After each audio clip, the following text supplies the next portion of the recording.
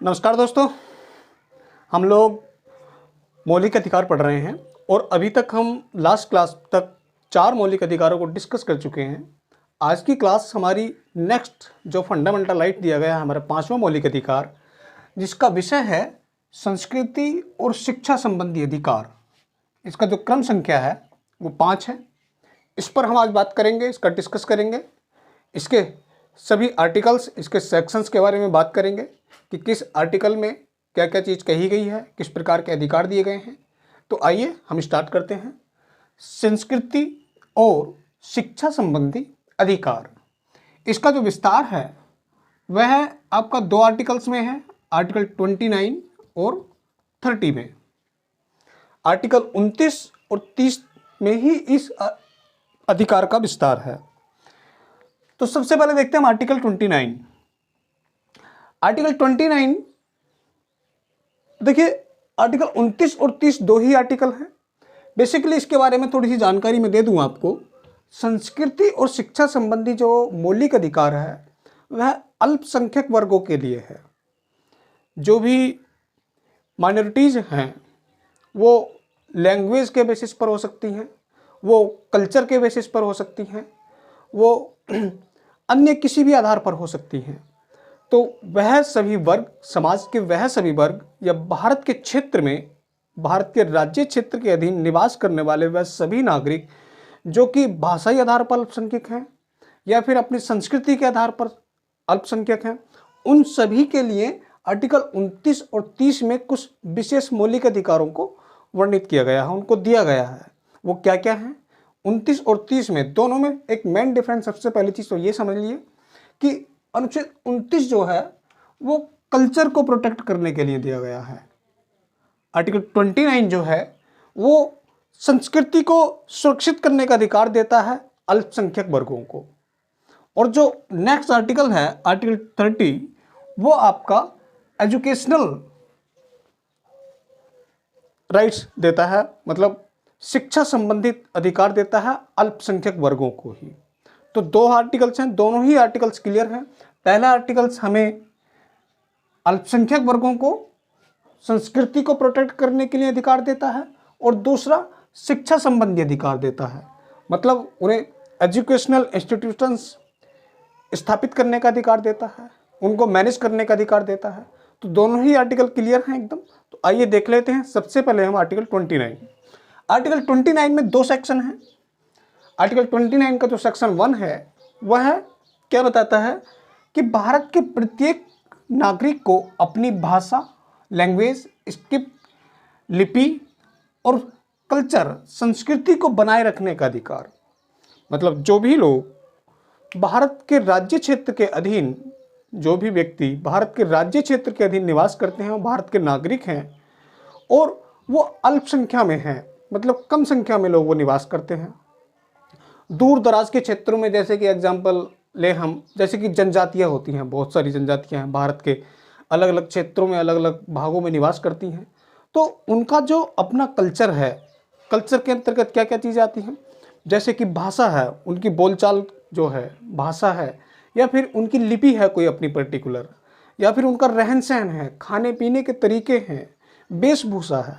तो इन सभी चीज़ों को बनाए रखने के लिए, क्योंकि भारत के बारे में एक चीज़ कही जाती है कि भारत की जो संस्कृति है वह बड़ी विविधताओं से भरी हुई है।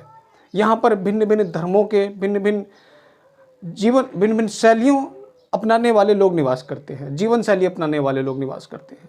तो उन सभी को सुरक्षित करने के लिए, ताकि उन लोगों की अपनी जो संस्कृति है जो कि प्राचीन काल से चली आ रही है वो सुरक्षित रहे, उसके लिए आपका 5वां मौलिक अधिकार दिया गया है संस्कृति और शिक्षा संबंधी अधिकार। आर्टिकल 29 में यही बात कही गई है सेक्शन 1 में कि भारत के प्रत्येक नागरिक को अपनी भाषा को सुरक्षित करने का अधिकार होगा, अपनी लिपि को सुरक्षित रखने का अधिकार होगा और अपनी संस्कृति को सुरक्षित रखने का अधिकार होगा। मतलब जो भी जीवन शैली वो अपना रहे हैं प्राचीन काल से, जैसे कि जनजातियाँ होती हैं, जनजातियों के बारे में आपने देखा होगा कि उनका जो रहन सहन का तरीका है, उनके खाने पीने के जो तरीके हैं वो एकदम डिफरेंट होते हैं। वो वही है ट्रेडिशनल एकदम, जो प्राचीन काल से वो फॉलो करते आ रहे हैं और वो लोग उसी चीज़ में कंफर्ट फील करते हैं, वो समाज की मुख्य धारा में आना भी नहीं चाहते।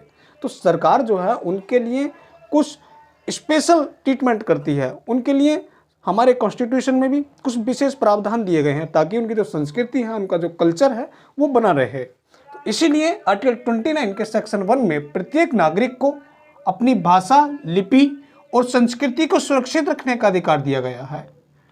ठीक है, वह अपनी भाषा को सुरक्षित रख सकते हैं, उस पर कोई अतिक्रमण नहीं किया जाएगा राज्य के द्वारा या किसी भी अन्य व्यक्ति के द्वारा।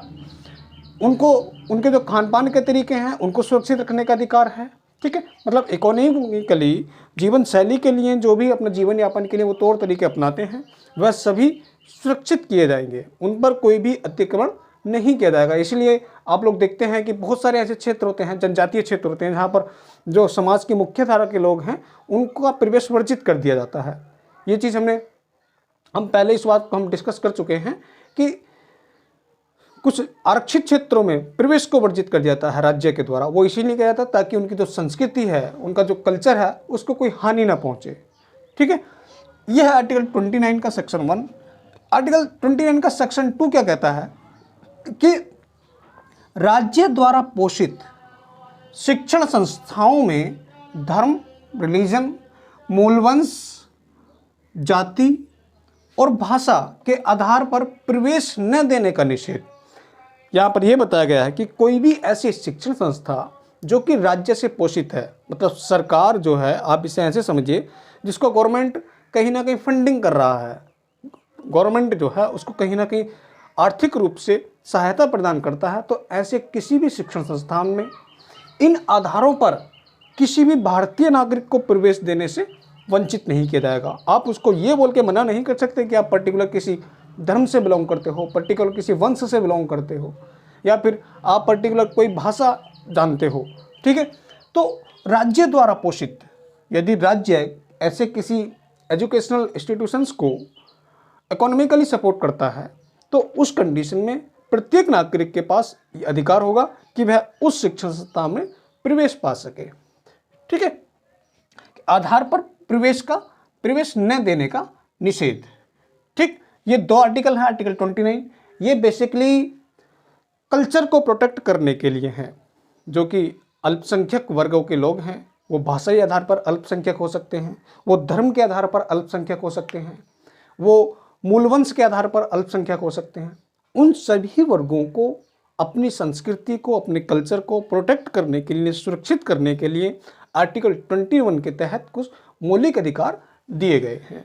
इनको हमको डिस्कस कर चुके हैं, सेक्शन 1 और सेक्शन 2।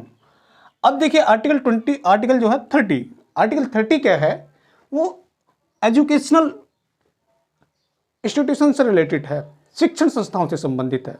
इसमें जो है ये भी अल्पसंख्यक वर्गों के लिए ही है, माइनॉरिटीज के लिए ही है। इसमें क्या बोला गया है, इसमें भी 2 सेक्शन हैं। इसका जो पहला सेक्शन है वो शिक्षण संस्थाएं स्थापित करने का अधिकार देता है। जो माइनॉरिटी हैं, जो भी अल्पसंख्यक वर्गों के लोग हैं, उनको जो है वह शिक्षण संस्थाएं स्थापित करने का अधिकार देता है और उनको मैनेज करने का, उनको हैंडल करने का, संचालित करने का अधिकार देता है। ठीक है, तो ये है आर्टिकल 30 का सेक्शन 1 कि अल्पसंख्यक वर्गों के लोग अपनी शिक्षण संस्थाएं स्थापित कर सकते हैं और वह अपने हिसाब से अपनी भाषा से संबंधित, अपनी लिपि से संबंधित, अपनी कल्चर से संबंधित उसमें शिक्षा प्रदान कर सकते हैं। उसके बाद है आर्टिकल 30 का सेक्शन 2।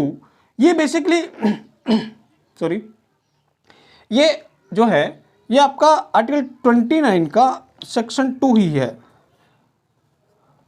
उसी का विस्तार है। इसमें क्या बोला गया है कि राज्य द्वारा शिक्षण संस्थाओं में विभेद का निषेध, मतलब जो स्टेट है, जो गवर्नमेंट है, बेसिकली जो कि सरकार है, वह शैक्षणिक संस्थाओं के साथ धर्म के, भाषा के आधार पर, धर्म के आधार पर, इन किसी भी आधारों पर विभेद नहीं करेगा। अर्थात सरकार की नज़रों में सभी शैक्षणिक संस्थान, चाहे वो किसी अल्पसंख्यक मैनेजमेंट के अधीन हो या वो किसी अन्य बहुसंख्यक के अधीन हो, उन सभी के साथ एक समान रूप से व्यवहार करेगा। यदि वह बहुसंख्यक वर्गों के हितों के लिए कुछ ग्रांट देता है, कुछ आपका इकोनॉमिकली हेल्प करता है, तो उसी कंडीशन में वो जो अल्पसंख्यक वर्गों के द्वारा स्थापित शैक्षणिक संस्थाएं हैं वह उनको भी हेल्प करेगा। मतलब शैक्षणिक संस्थाओं के साथ जो है राज्य इन आधारों पर, किसी भी आधार पर विभेद नहीं करेगा। धर्म के आधार पर कोई विभेद नहीं करेगा कि वह किसी पर्टिकुलर धर्म से बिलोंग करता है। मान लेते हैं कि जैसे सेंट मैरीज स्कूल होते हैं वह ईसाई धर्म के अंडर कंट्रोल होते हैं, तो या फिर मदरसे होते हैं उसमें इस्लाम धर्म की शिक्षा दीक्षा से संबंधित चीज़ें होती हैं, या फिर जैसे कि बहुत सारे हिंदू संगठनों के द्वारा भी बहुत सारी शैक्षणिक संस्थाएं चलाई जाती हैं। जैसे आप समझिए कि सरस्वती विद्या मंदिर होते हैं। तो पर्टिकुलर अपनी धर्म से संबंधित कहीं ना कहीं प्रत्यक्ष अप्रत्यक्ष प्रोटेक्ट करने के लिए ये भी शैक्षणिक संस्थानों का संचालन किया जाता है।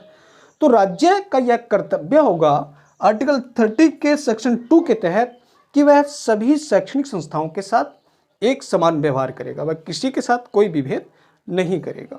ठीक है दोस्तों, तो ये आपका था फंडामेंटल राइट नंबर जो था 5, संस्कृति और शिक्षा संबंधी अधिकार। इसमें हमने 2 आर्टिकल्स को डिस्कस किया और 2 ही आर्टिकल्स हैं इसमें। अब हमारा जो लास्ट आर्टिकल है मौलिक अधिकार, संवैधानिक उपचारों का अधिकार, काफ़ी इंपॉर्टेंट है, बहुत ज़्यादा इंपॉर्टेंट है और कई उसमें बहुत ज़्यादा चीज़ें उलझी हुई हैं एक दूसरे से। तो सभी गुत्थियों को उसकी सुलझाते हुए हम बहुत अच्छे से डिस्कस करेंगे नेक्स्ट क्लास में। धन्यवाद।